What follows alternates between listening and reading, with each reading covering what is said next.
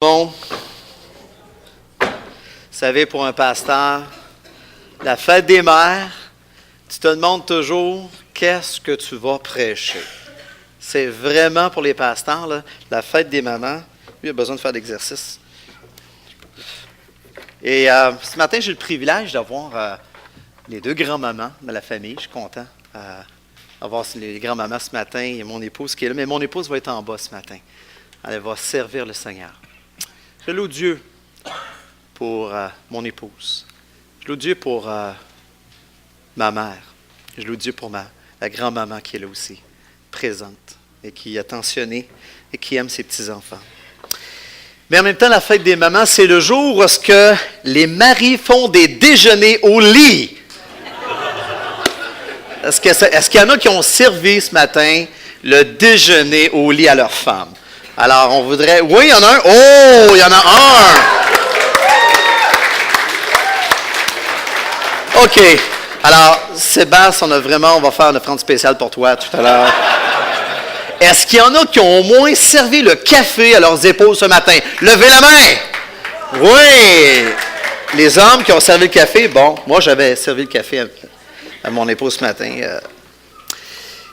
Et vous savez, en même temps, ceux qui ont fait les déjeuners au lit, l'idée, c'est qu'ils produisent, par contre, les plus grands dégâts dans la cuisine de toute l'année. Alors, je comprends qu'il n'y a pas grand homme qui se risque à déjeuner, parce que probablement que la cuisine, mais Sébastien, je le connais. Sébastien, c'est un gars particulier. Il faut aller le rencontrer. Les gars, collez-vous, frottez-vous à Sébastien, un frère bien-aimé que j'aime beaucoup. Un gars de Saint-Césaire. OK. Mais nos mamans, combien ce matin, on veut louer Dieu. On veut louer Dieu, on veut élever le Seigneur Jésus-Christ pour tout ce qu'il fait dans la vie de nos mères, dans le cœur de nos mamans. Et comment, oui, on a souligné ça, comment elles sont dévouées dans leur famille, mais aussi dans l'Église de Jésus-Christ. Les mamans, vous êtes une bénédiction pour nous, réellement. Et cette semaine, je me suis assis et j'ai commencé à écrire les questions et les demandes qui roulaient dans la maison chez nous. Là, je me suis dit, moi, je m'arrêtais, tu sais, juste voir combien de fois on entend maman, il faut dire que 5 gars, on multiplie un petit peu, là. Mais tu sais, moi, j'ai dit, chérie, t'as-tu payé, je n'ai pris rien qu'une, là. Chérie, t'as-tu payé la facture de taxes? On a entendu, maman, qu'est-ce qu'on? Maman, peux-tu me taper le mot de passe pour l'ordinateur? Ça, on l'entend, parce que les gars, c'est géré chez nous, il y a un mot de passe, puis il y a des temps précis pour ça. Maman, t'as un mot de passe. Maman, oui, mon polo pour la polyvalente. Ça, c'est le matin. Maman, mon polo. Non, mais ramasse-toi, mon homme. Hein, on entend ça. Maman, peux-tu venir me porter à mon cours de piano? Maman, peux-tu m'aider dans mon devoir de maths? Maman, il n'y a plus de lait. Il n'y a plus de pain. Vous avez entendu ça chez vous? Ah, mon ami, chez maman, il n'y a plus. C'est toujours maman. Lorsqu'on a besoin, souvent, qui on demande? Maman. Moi, je ne serais pas capable d'être une mère. Franchement, là, je pense que je viendrais fou d'entendre maman constamment comme ça. Et la question qu'on pose au père, au papa, savez-vous c'est quoi? Où est maman? Wow! Je l'ai vu sur Facebook cette semaine. Je l'ai ri pendant une demi-heure. Je dis, elle est trop bonne. Où est maman? Et c'est le constat, hein? Dans la maison, c'est maman qui sait tout.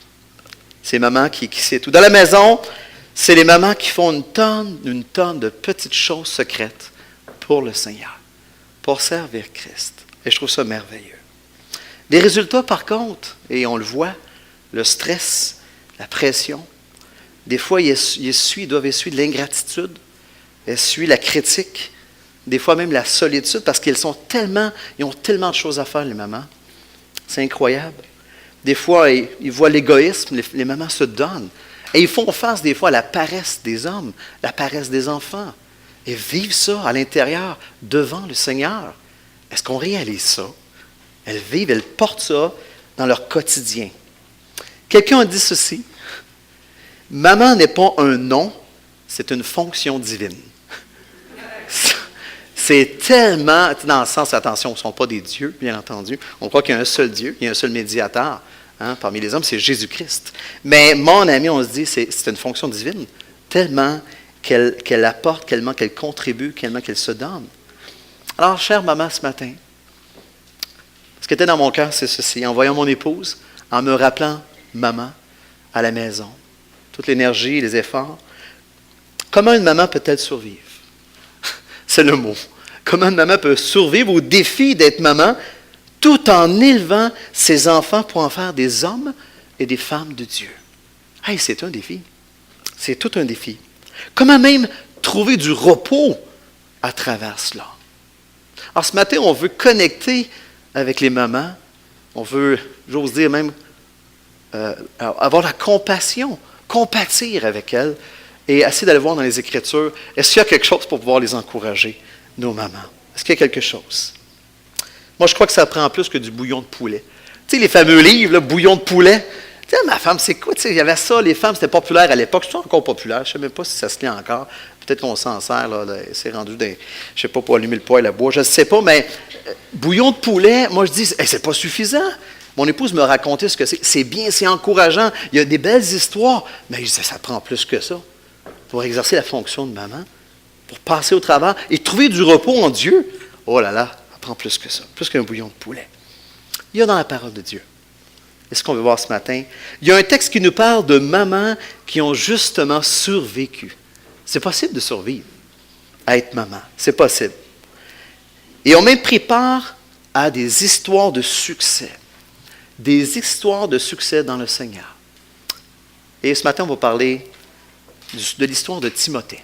Et je vous invite à tourner avec moi dans 2 Timothée, dans le Nouveau Testament. 2 Timothée, chapitre 1. Alors, 2 Timothée, chapitre 1. Et on va aller des versets 1 à 5. Un court texte. Et on va essayer de creuser un peu plus le texte ce matin pour découvrir les quelques petites mines d'or dans ce texte-là. Alors, 2 Timothée, ou la seconde épître de Timothée. Vous êtes avec moi? 2 Timothée 1, verset 1. Paul, apôtre de Jésus-Christ, par la volonté de Dieu, pour annoncer la promesse de la vie qui est en Jésus-Christ. À Timothée, mon enfant bien-aimé, que la grâce, la miséricorde et la paix te soient données de la part de Dieu le Père et de Jésus-Christ, notre Seigneur.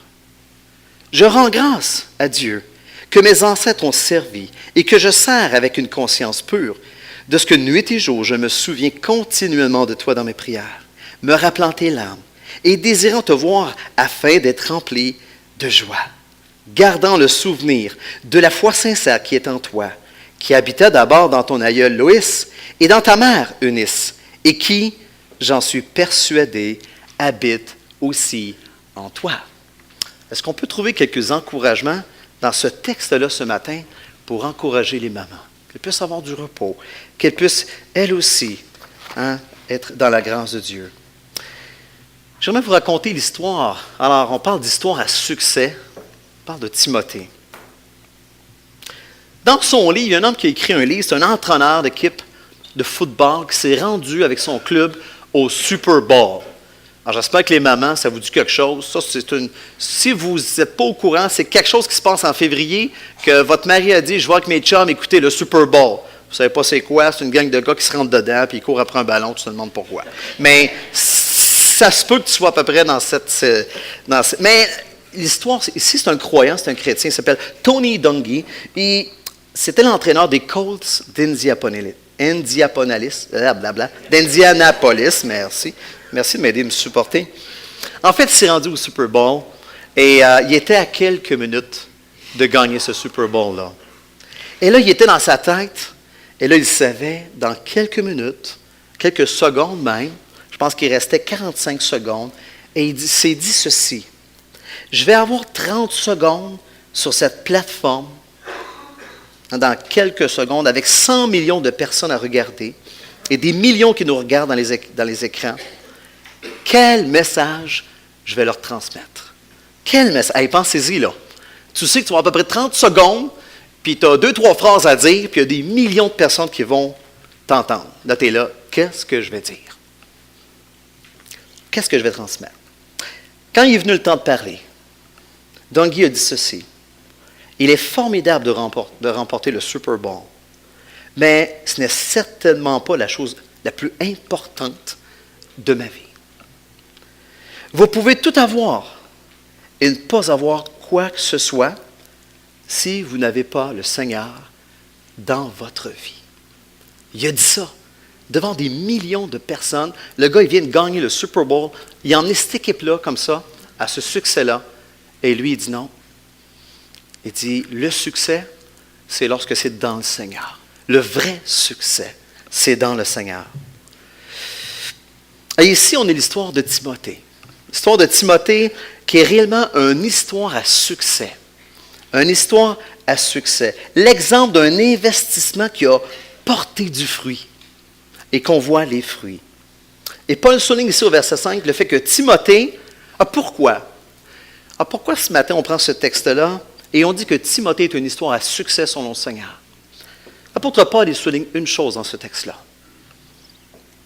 Le succès d'Eunice et de Loïs était du fait que Timothée avait une chose, une caractéristique qui est mentionnée dans le texte. La foi sincère. La foi sincère. C'est la seule caractéristique qui est mentionnée et ça dit tout. Ça dit complètement tout. C'est quoi ça, la foi sincère? Alors, Paul revient souvent à cette expression-là dans ses épîtres.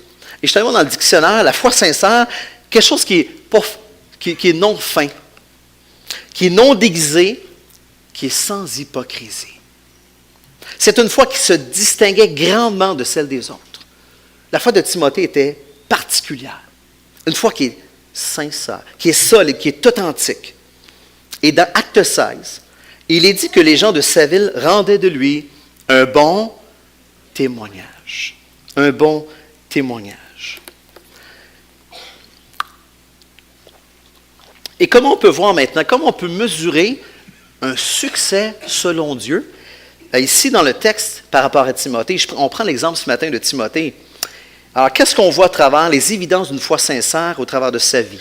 Et ce gars-là la Bible dit qu'il était timide.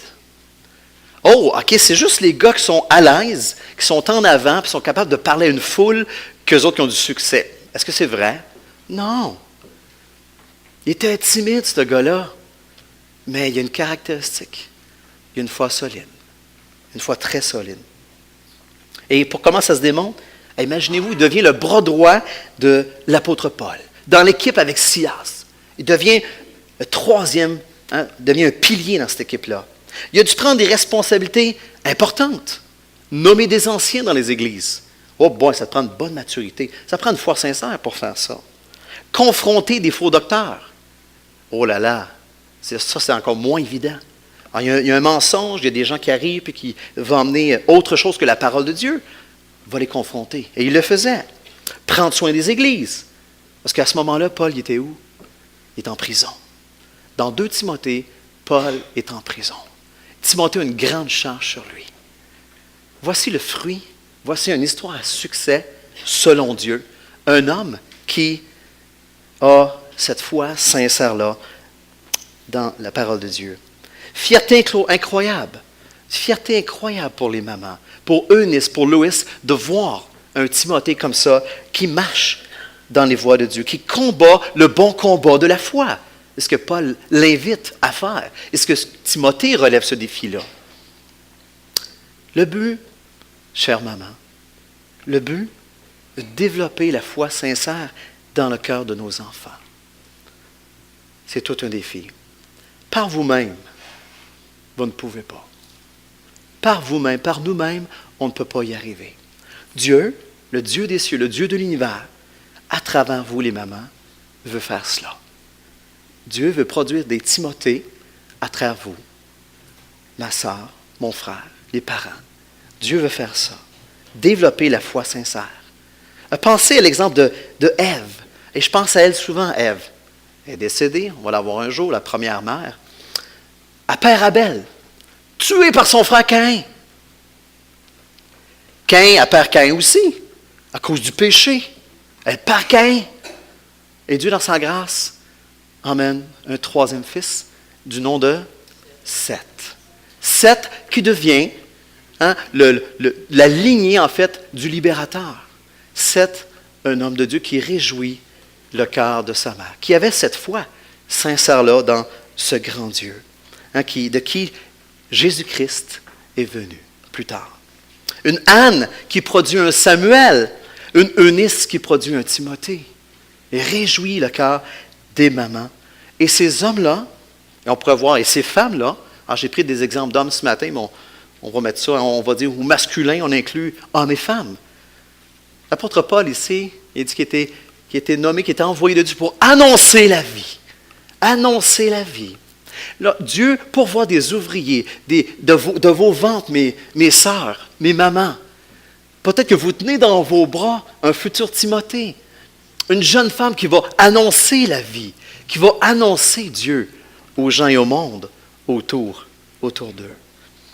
Une grâce extraordinaire, une bénédiction incomparable pour les mamans de contribuer de manière physique et en investissant, hein, à transmettre au monde et à investir, à former des serviteurs et des servantes de Dieu pour la gloire de Dieu. C'est la pensée de Dieu, c'est la perspective de Dieu et ces femmes-là se réjouissent de cela. Maintenant, OK, c'est le but de Dieu, hein, que Dieu, à travers, ce n'est pas le seul but de Dieu, bien entendu, mais c'en est un que Dieu a prévu pour nos chères mamans. Mais comment développer la foi sincère maintenant? Comment développer la foi sincère tout en élevant nos enfants avec toute la responsabilité que j'ai, tout ce que j'ai à faire? C'est inhumain, c'est surhumain faire ça.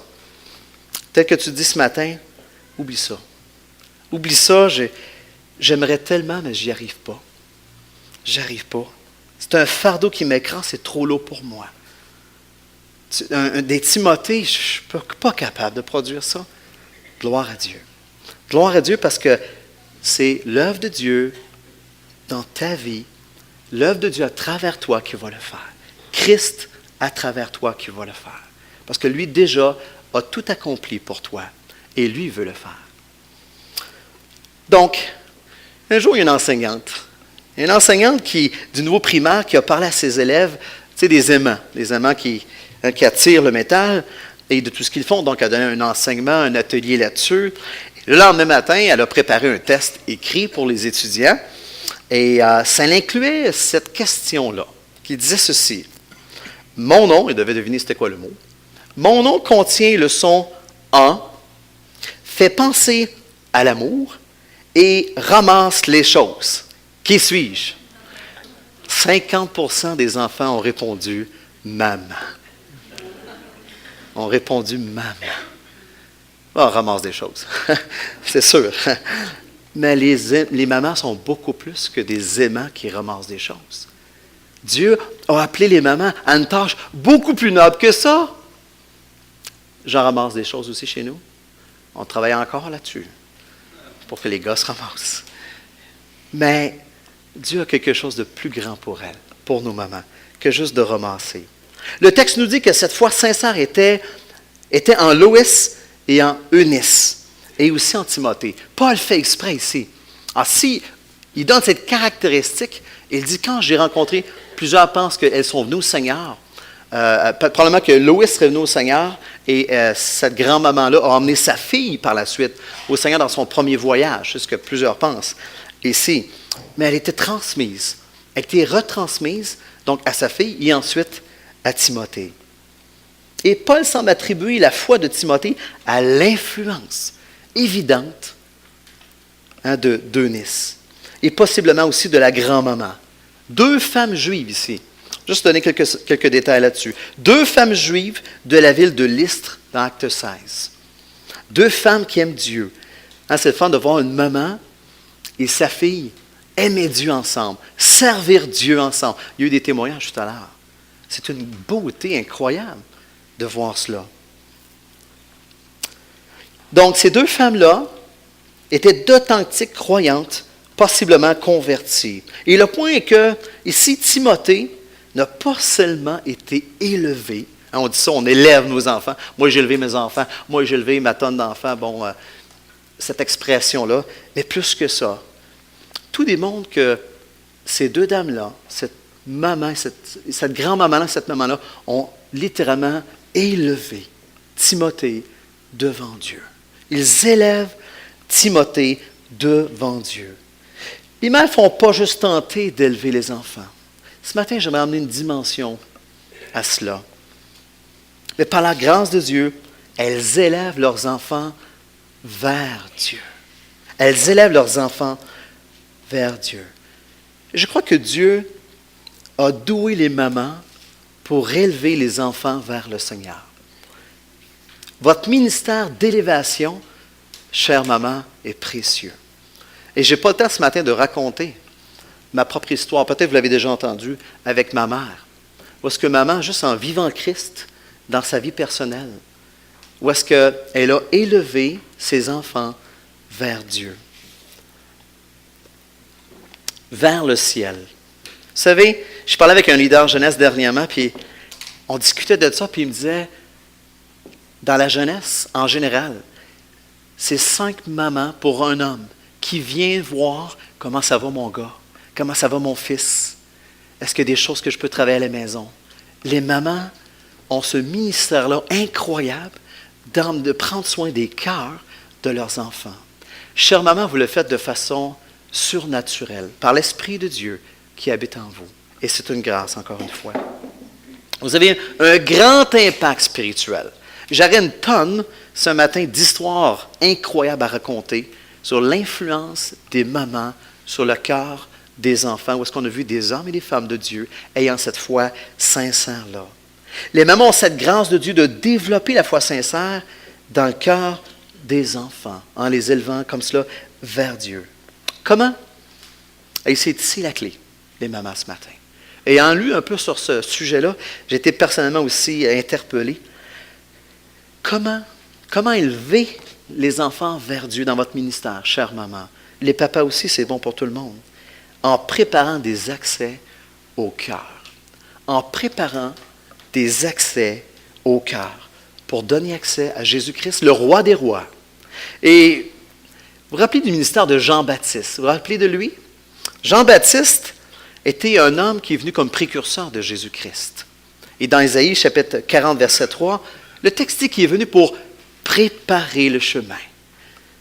Les mamans, on n'a pas, si on aurait, je pense, le pouvoir de transformer le cœur de nos enfants, je ne sais pas quel prix on payerait pour ça. Si je ferais un encamp ce matin, j'ai quelque chose ici qui peut t'aider à transformer le cœur de ton enfant. Je ferais une enchère, là.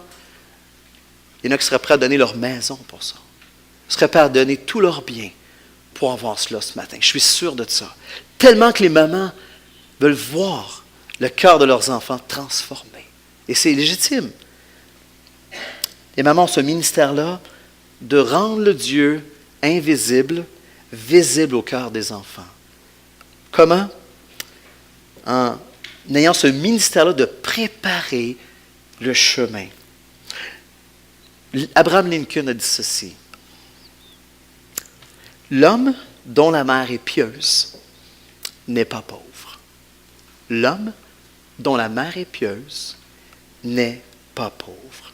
Vous savez, dans les Écritures, dans Proverbes chapitre 6, mon fils, écoute l'enseignement de ta mère.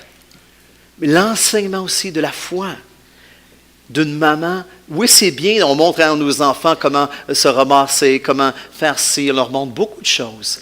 Mais de transmettre la foi. Wow, quel défi. Mais cher, moi je crois que Dieu a emmené nos mamans à être comme des ingénieurs civils. Que font les ingénieurs civils? Je pense qu'il y en a ici, je ne suis pas sûr ce matin. Un ingénieur civil s'occupe à fabriquer des routes, des chemins, des ponts, des viaducs. Et chère maman, vous êtes de celles-là. Vous êtes de ces femmes qui préparez des chemins, des réseaux routiers. Vous bâtissez des ponts gigantesques au-dessus des vallées. Vous creusez des tunnels à travers les montagnes. Pourquoi? Pour créer ces chemins-là vers Jésus. Pour que nos enfants, eux, rencontrent Jésus-Christ. Ce qu'on peut dire ce matin, comment le faire? Par la grâce de Dieu, donnez la vision du monde à vos enfants. Prenez le temps de dire à vos enfants, voici dans lequel le monde on vit. Voici qui est Dieu. Voici qui est Jésus-Christ. Prenez le temps d'instruire à vos enfants. Vous ne pouvez pas transformer leur cœur. Mais en les instruisant, en leur donnant une vision biblique, une perspective de ce monde qui est passager, le Seigneur Jésus-Christ, en son temps, va les rencontrer. J'ai fait une évaluation il y a 2 semaines d'un jeune homme, Sergueï Lee. Alors, Sergueï Lee, on a du russe, puis on a du coréen là-dedans. Écoutez-moi l'histoire. C'est un jeune homme de 20 ans, un colosse. 6 pieds 3, 200 quelques livres, un joueur de football.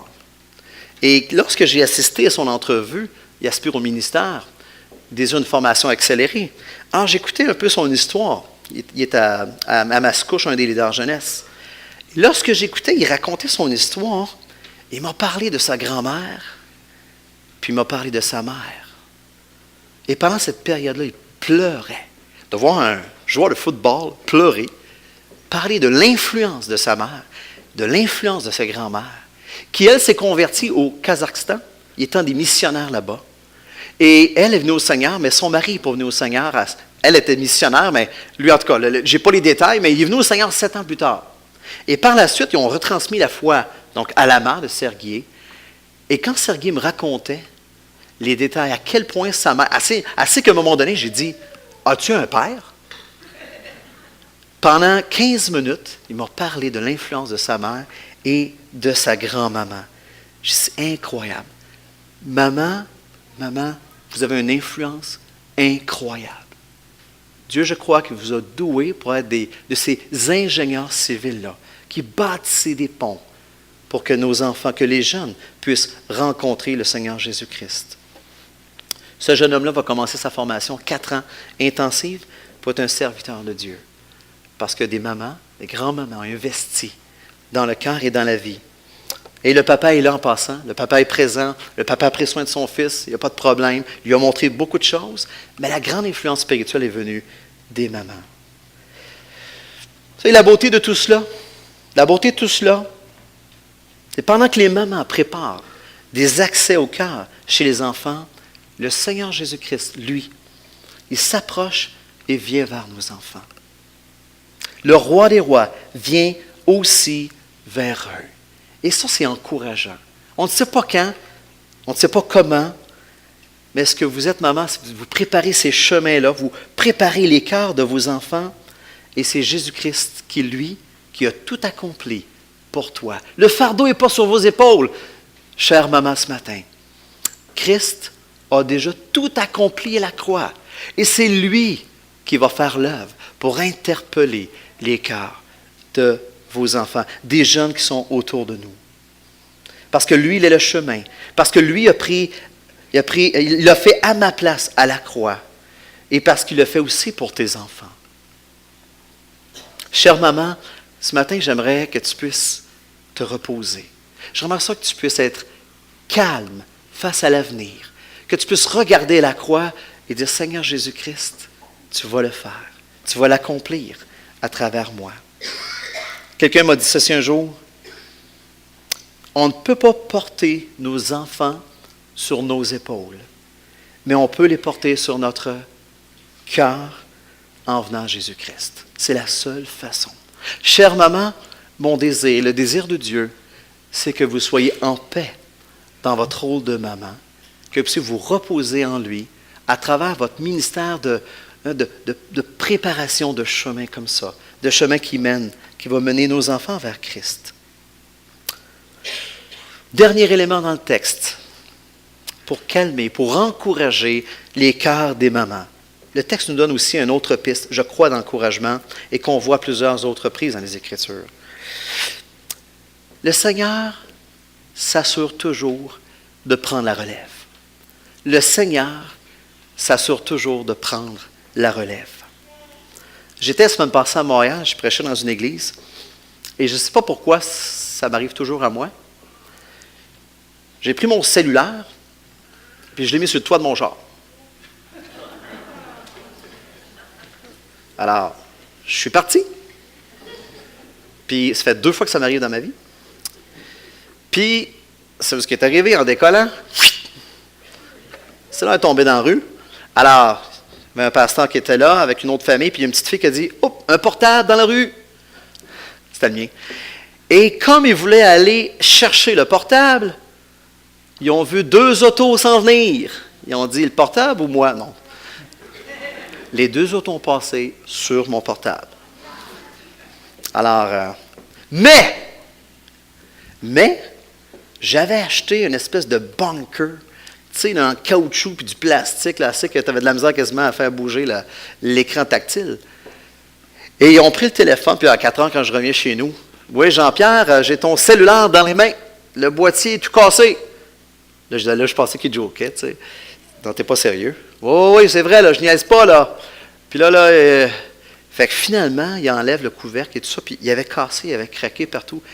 Mais le cellulaire marche encore. À rien! 2 charges et traces de pneus sur le cellulaire. Et écoute, ça m'a pris une couple d'heures à... Là, j'ai eu mon cellulaire le mardi. Normand me l'a ramené. Tu sais, puis là, je l'ai ouvert, puis tout fonctionnait très, très bien. Dieu prend la relève. Et ça m'a été... toute la semaine, ça a été... Aïe, moi, mes manques incroyables. Ça fait 2 fois, ça m'arrive, puis probablement, ça va m'arriver encore une 3e fois. Dieu prend la relève. Lorsque moi, je manque de manière incroyable, c'est rassurant de savoir que Dieu a toujours une relève. Et ici, Paul devient un peu le successeur parental d'Eunice. Eunice qui a investi pour bâtir cette foi solide-là par la puissance de Dieu. Et lui aussi, il élève vers Dieu son enfant bien-aimé, même qu'il appelle Timothée. C'est lui-même, Paul, a reçu ce modèle-là de transmission de la foi sincère. Et je fais juste une courte parenthèse parce que des fois on l'oublie. Vous savez que Paul lui-même a reçu un héritage spirituel. Chers parents, vous donnez un héritage spirituel à vos enfants. Et c'est excellent. Mais c'est imparfait. L'héritage spirituel que j'offre à mes enfants est imparfait et pas complet. Est-ce que c'est fini? Non, Dieu prend la relève.